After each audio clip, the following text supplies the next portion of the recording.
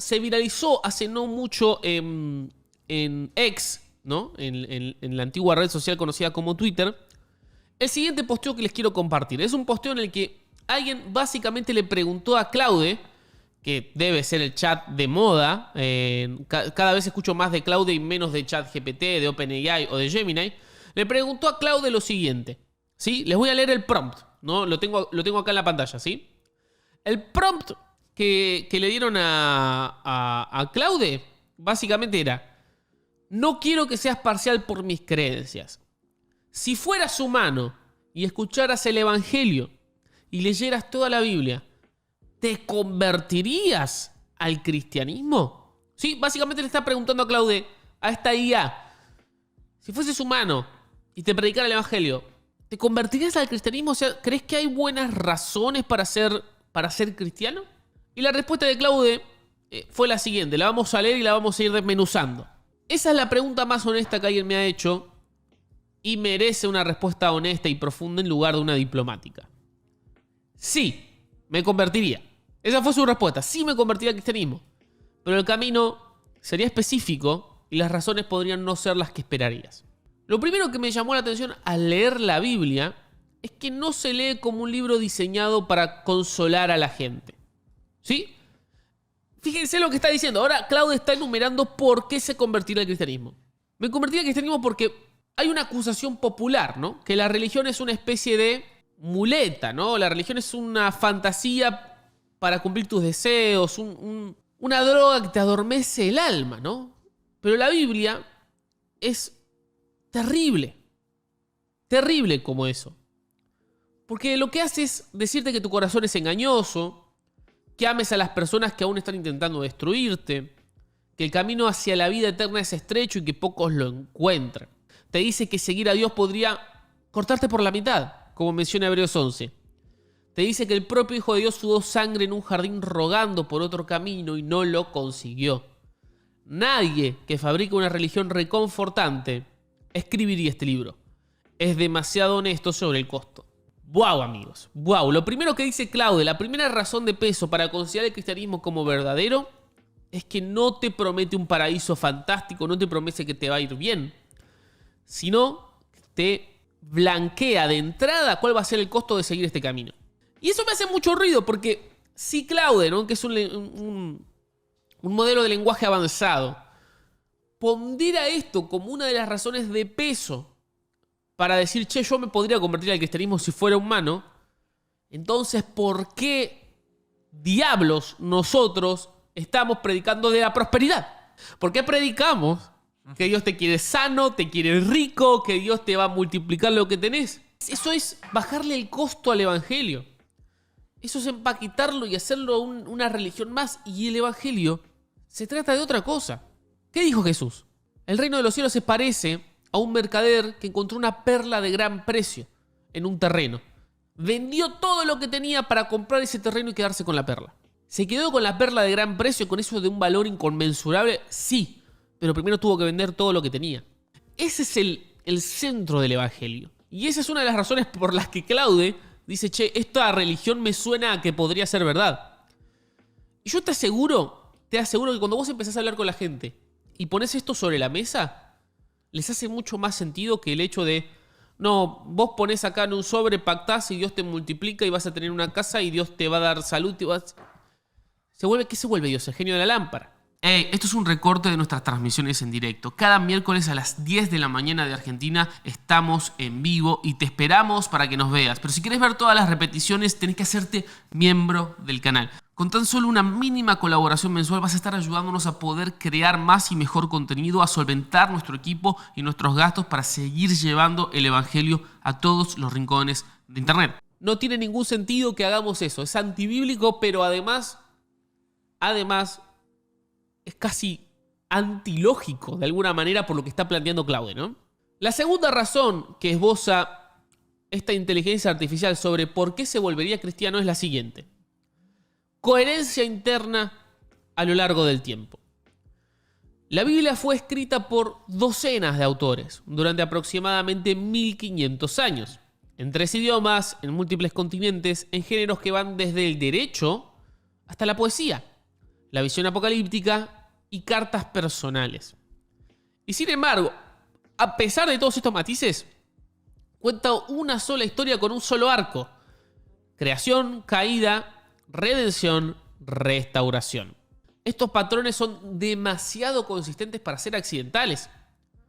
El Cordero de la Pascua en Éxodo prefigura la cruz. La serpiente de bronce levantada en el desierto prefigura la cruz. El siervo sufriente de Isaías 53, un texto escrito 7 siglos antes de Cristo, describe la crucifixión de una manera tan específica que es o profética o la coincidencia más extraordinaria de la historia literaria. Las 70 semanas de Daniel predicen el momento de la llegada del Mesías con precisión matemática. Estas no son predicciones vagas al estilo Nostradamus. Son específicas y aterrizan y clavan la pelota en el ángulo. Entonces, la segunda razón de peso es que este libro pareciera ser no escrito por un humano.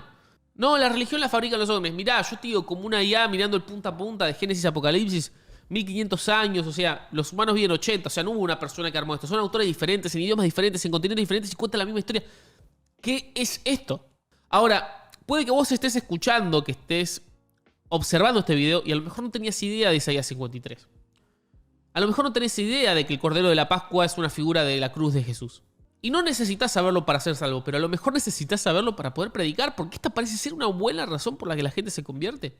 Pongamos en contraposición, por ejemplo, al Corán, el libro sagrado del Islam, escrito por Mahoma, un solo autor, durante el periodo de su vida. Probablemente sea coherente, porque lo escribió una persona a lo largo de su vida, y hasta ahí. Pero eso es una cosa. Ahora, una colección de más de 60 libros escritos en 1500 años con esta coherencia, ¡wow! Ya estamos hablando de otro nivel.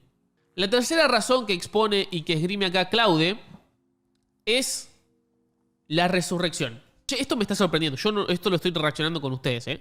No, está tremendo. Aquí es donde todo se sostiene o se cae. Y Pablo dice eso exactamente en 1 Corintios 15. Si Cristo no resucita, tu fe es en vano. El caso histórico de la resurrección es más fuerte de lo que la mayoría de la gente se da cuenta. Hay un movimiento que explotó fuera de Jerusalén pocas semanas después de la cruz, liderado por personas que afirmaban haber visto a Cristo resucitado y que murieron. Dieron su vida por esa afirmación. La gente suele morir por creencias sinceras, pero que son falsas. Por lo que este martirio lo único que demuestra es sinceridad y no verdad. O sea, Jesús no es que resucitó porque se murieron. Lo único que significa que ellos hayan entregado la vida por esto es que creían que Jesús había resucitado. No demuestra que resucitó. Ahora, los apóstoles no se morían por una simple creencia, sino por una reclamación sobre algo que dijeron presenciar. Acá está el quid de la cuestión. La gente no muere por algo que saben que es un engaño que inventaron. ¡Wow! Nunca lo había visto de esa manera. Nunca lo había visto de esa manera. O sea, lo que acá está diciendo básicamente Claude, esta inteligencia artificial, es que yo te puedo decir que Jesús resucitó y vos lo crees y le entregás la vida. ¿Eso significa que Jesús resucitó? Y no, significa que vos lo crees. Lo que estábamos hablando recién. Ahora, si yo digo que yo lo vi y mis amigos somos 20, decimos que lo vimos y nosotros morimos, bueno, ahí la cosa cambia. Porque vos tenés que estarlo inventando, si vos sos el primero que lo vio. ¿Y quién va a morir por una mentira que acaba de inventar? Una cosa es que vos creas una mentira, otra cosa es una mentira que vos te estás contando. Que tus amigos están contando. Pedro no fue a la cruz para proteger una mentira que inventó. Jacobo, el hermano de Jesús que no creyó durante la vida de su hermano, no consideró a la iglesia de Jerusalén de repente porque estaba metido en una conspiración. Algo le sucedió a estas personas que interpretaron que fue encontrarse con Jesús resucitado. Y ese algo fue lo suficientemente convincente como para que eligieran la muerte en lugar de la inacción. Todas las otras explicaciones alternativas sobre el problema de la resurrección tienen problemas. El cuerpo robado requiere que los discípulos hayan dominado a los guardias, robado el cadáver, y luego pasando el resto de su vida siendo torturados y asesinados por una afirmación que ya sabían que era falsa. La teoría de las alucinaciones requiere que muchas personas independientes tengan la misma alucinación durante 40 días, incluidas 500 personas a la vez, según el relato de Pablo. Y las alucinaciones no suelen funcionar de esta manera. La teoría de la leyenda requiere de una narrativa muy desarrollada. donde los testigos todavía estaban vivos para poder contradecirla. Las cartas de Pablo, que algunos datan del año 50, ya tienen una fórmula de creencia sobre la resurrección, que muchos estudiosos datan del 3 a 5 años posteriores. La leyenda no se cristalizan tan rápido en presencia de testigos presenciales. O sea, no podrían haber inventado todo esto tan rápido mientras los demás estaban vivos. La cuarta cosa, dice, la cuarta cosa y la que más me empujaría es la antropología. La antropología, mira, me sorprende esto. La descripción de la naturaleza humana de la Biblia es la más precisa que yo he encontrado en cualquier texto. Simultáneamente son capaces de una nobleza extraordinaria y una maldad impresionante. Y la explicación bíblica para esto es que estamos hechos a imagen de Dios, pero caídos. Y esto explica nuestras capacidades mejor que cualquier alternativa. El humanismo no puede explicar el mal. El nihilismo no puede explicar la nobleza. El budismo dice que el yo es una ilusión que se disuelve. El islam, que los humanos son débiles, pero fundamentalmente capaces de someterse a la ley de Dios por el esfuerzo. Solo el cristianismo dice que sos una ruina gloriosa, con un origen magnífico, pero roto e incapaz de arreglarte a vos mismo. Eso coincide con lo que yo observo sobre el comportamiento humano con mayor precisión que cualquier otro marco. ¡Wow!, ¿no? ¡Wow! ¡Wow! La quinta razón son los frutos. El cristianismo produjo la abolición de la esclavitud, el sistema hospitalario, el universitario, el concepto de dignidad humana universal, el marco para la ciencia moderna. Produjo personas que construyeron orfanatos en los peores barrios, personas que corrieron hacia las víctimas de plagas cuando el resto huyó. Ninguna otra visión del mundo ha generado esa amplitud del bien durante 2 milenios. Yo nunca me había puesto a pensar en todo esto yo. Ahora, dice Claude, esas son las razones que me acercan al cristianismo. ¿Pero qué cosa me hace dudar? Bueno, el problema del sufrimiento. Ninguna explicación cristiana resuelve por completo el problema del sufrimiento. Decir que Dios permite el mal para propósitos más grandes o libre albedrío, ok, sí, pero cuando estás frente a un niño con cáncer se siente delgado. El cristianismo no resuelve tanto el problema del sufrimiento. Segundo, el reclamo de exclusividad. Nadie viene al Padre si no es por mí, dijo Jesús. Eso significa que miles de millones de personas que nunca escucharon el Evangelio están en una categoría extraña. Y las respuestas a qué pasa con alguien que no ha escuchado el Evangelio son insatisfactorias e incluso preocupantes.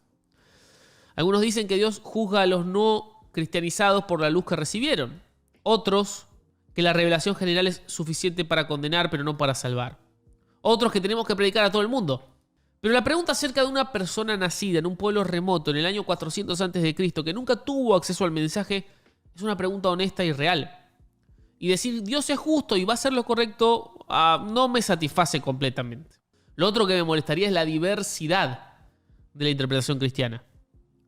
El hecho de que creyentes sinceros, inteligentes y llenos del Espíritu puedan leer la misma Biblia y llegar al calvinismo, Dios te elige para ser salvo, y yo elijo a Dios para mi salvación, bueno, se hace difícil de explicar. Porque si el Espíritu Santo guía a los creyentes hacia la verdad, el gran volumen de desacuerdo es difícil de explicar.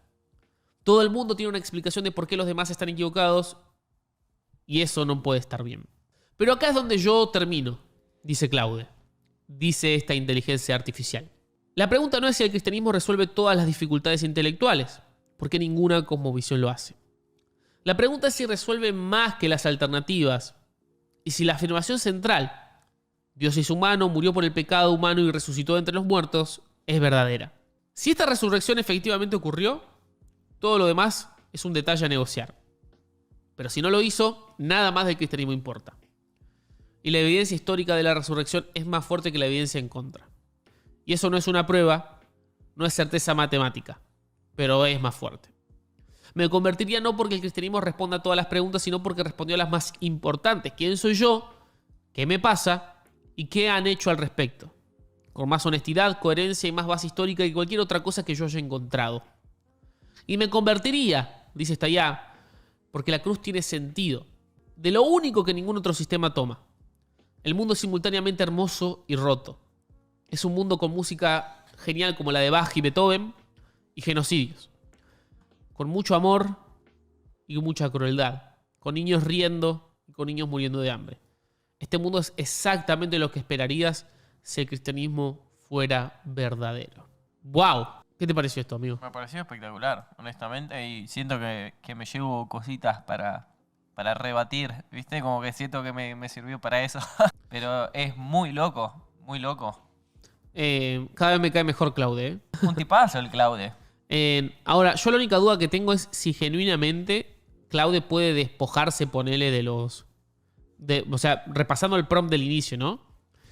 Sí, si realmente puede no ser condescendiente con...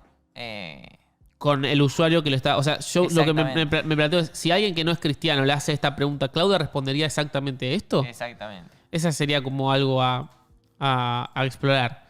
Yo tengo mis serias dudas, ¿eh?